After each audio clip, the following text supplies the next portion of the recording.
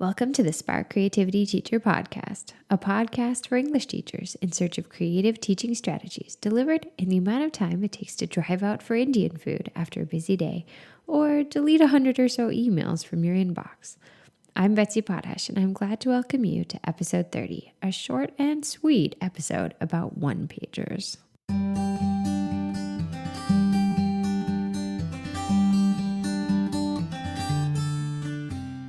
So what is a one-pager? Like sketch notes, another of my favorite strategies, one-pagers invite students to think critically and creatively about the information they've taken in and then represent it visually. For the ELA classroom, that usually means students create a single page of graphics, quotes, text, all of this to show the important themes, symbols, characters, settings, and style of what they've read. But how can you make sure your one-pager activity is successful, especially if you've got a lot of students who, quote unquote, are not good at art? Putting out white paper, a bunch of flare pens and markers is probably not going to cut it. A quick word before we begin. I really want to encourage you to check out today's show notes, as the associated blog post on my site, Spark Creativity, has a lot of great visuals that will really help you out with understanding one-pagers, plus a fun free download that will get you started with success. So when you announce that you're going to do a one-pager in class, your students are going to kind of divide up into two groups. Some students will hear directions to create a graphic representation and head for the hills singing. They'll be so excited, they'll be getting out their colored pencils, thinking about how to divide up their paper. Others are going to be moaning and muttering things about ridiculous art projects. But this is a really popular activity, and there's a reason for it. It's a great activity. So if you can help students get over these hang-ups, they can really learn a lot from one-pagers. So the question then is how to help the art haters thrive alongside the artists. How can you show everyone in your class that their one-pagers are actually about critical thinking and interpretation, not just flare pens? Though let's face it, flare pens are a great addition to any graphic art activity. When you provide students with a template, I think it takes away a lot of their hangups. So that's what I'm recommending to you today. You can create a template very easily in Microsoft PowerPoint by adding some shapes onto a blank page. You can make little squares, you can add a circle here, a circle there. You can create sort of a border around your whole thing. When you give them a template and then you give them specific instructions, it gives them this roadmap to success that takes away some of that writer's block that they're going to encounter if they're nervous about this kind of thing.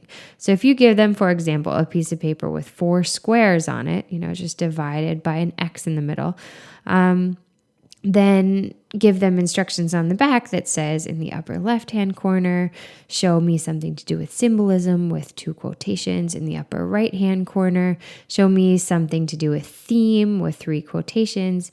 In the bottom left-hand corner, talk about characters, represent the change, the growth in the main character and maybe the antagonist.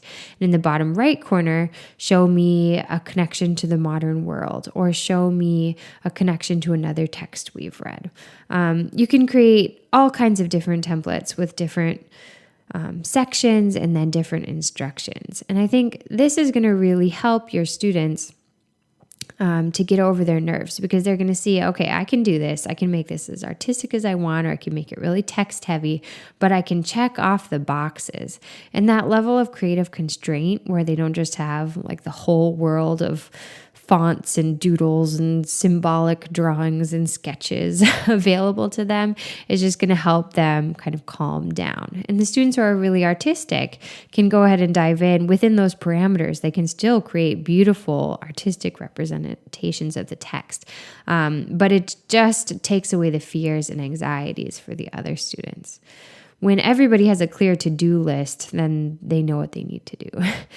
So if you want to get started with this right away and you don't want to monkey around in PowerPoint, I actually already had a lot of fun doing this for you.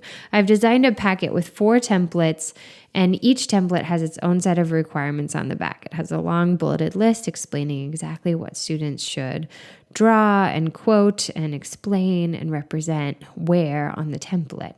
I think you're really going to like these. This is a really fun free download that I designed to go along with today's podcast. So if you'd like to go pick them up, they're on the show notes.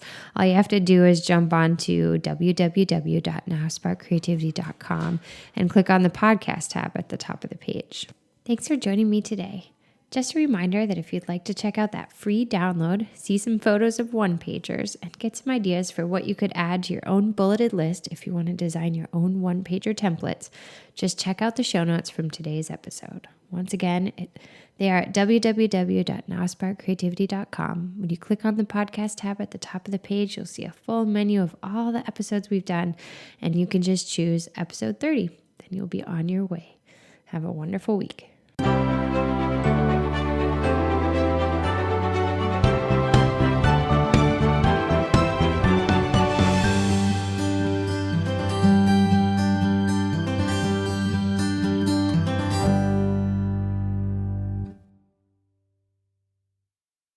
The Spark Creativity Teacher Podcast is a proud member of the Education Podcast Network.